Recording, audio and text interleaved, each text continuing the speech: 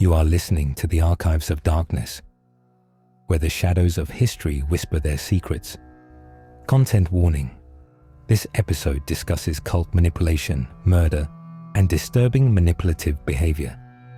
The narrative is factual and avoids explicit description of violence. Listener discretion is advised. Episode 12. Charles Manson, Helter Skelter, the cult that killed in the name of chaos. California, late 1960s. Sun-drenched beaches, psychedelic music, and a counterculture promising love and freedom. And in the same breath, a quieter shadow. A man who could make people believe the most terrible things. Charles Manson was born in 1934 to a teenage mother in Ohio.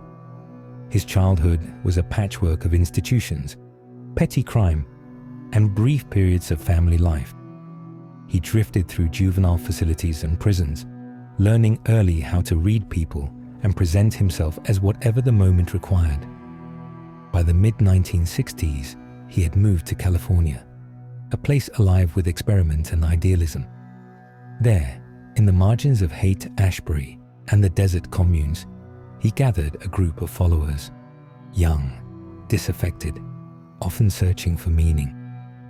Manson did not present himself as an ordinary leader. He offered a theology of chaos, mixing distorted readings of the Beatles, apocalyptic race war fantasies, and his own claim that history itself had chosen him as a prophet. He called this impending conflict Helter Skelter, a phrase he took from a song, but reshaped into a doctrine of violent upheaval. His followers called themselves a family. They lived together at Spahn Ranch and other properties, sharing tasks, drugs, and loyalties.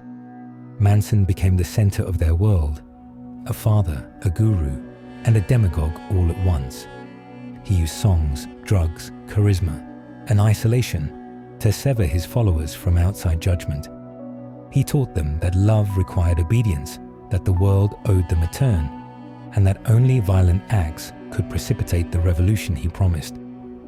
The line between persuasion and coercion is thin. Witnesses later described Manson employing charm and menace in equal measure, praising followers one moment, then calling them worthless the next.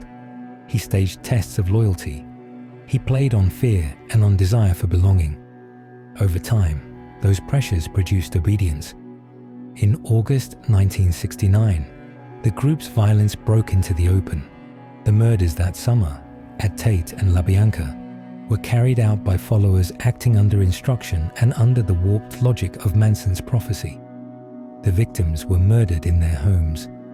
The acts shocked Los Angeles and the wider world.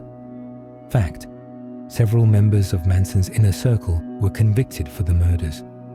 Charles Manson himself was convicted not for pulling a trigger that summer, but for conspiracy, for directing, inspiring, and orchestrating a climate in which those crimes took place. At trial, Manson presented a paradox, a man who alternated between candor and evasiveness, pleading not guilty while delivering bizarre rants.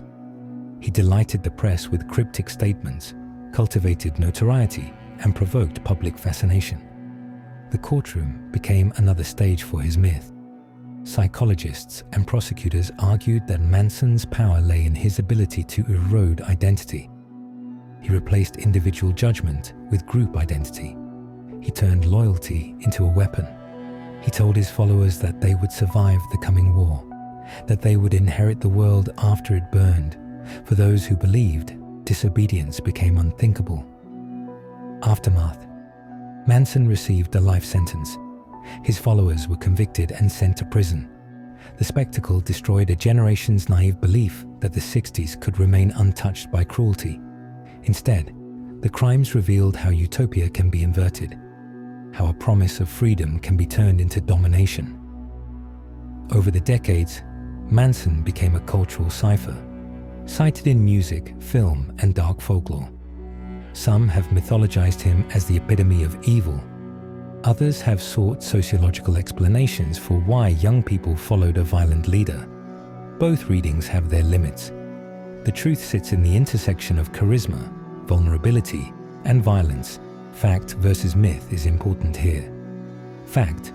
Manson's ideology and directives directly led to multiple murders, and several of his followers were convicted for those acts. Myth: exaggerated stories of supernatural control, occult initiation rites, or single-handedly commanding a broad national uprising. These distort the documented record. In prison, Charles Manson remained a figure of fascination. He gave interviews, scribbled on legal pads, and cultivated an image that would outlast him. When he died in 2017, he left behind not only victims and survivors, but a persistent cultural question. How does a man become the center of such destructive devotion? We end not with answers, but with a warning. Charisma without accountability, isolation without community. These are conditions in which monstrous things can grow. The Manson story is not merely a crime tale. It is a lesson about influence and the fragility of moral judgment. Thank you for listening to the Archives of Darkness. If you found this episode illuminating, please subscribe. It helps the archive grow and ensures these stories are preserved responsibly. Next time, we turn our attention to the Soviet Union, to a man whose cruelty took the form of decades of methodical murder. Andrei Chikatilo, the Butcher of Rostov.